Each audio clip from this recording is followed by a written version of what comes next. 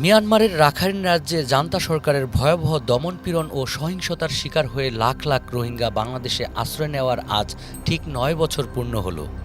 তবে দীর্ঘ এই সময়ে একজন রোহিঙ্গাকেও নিরাপদে মিয়ানমারে ফেরত পাঠাতে পারেনি বাংলাদেশ। কবে নাগাদ প্রত্যাবাসন শুরু হবে তা এখনও পুরোপুরি অনিশ্চিত রয়ে গেছে।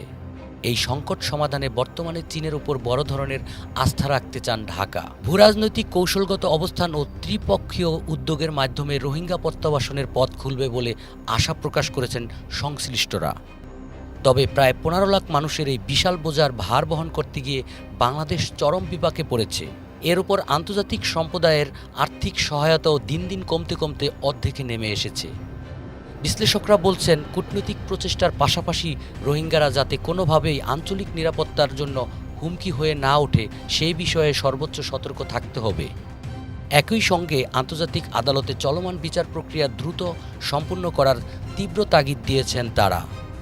নিউজ ডেস্ক, বাংলাদেশ সময়।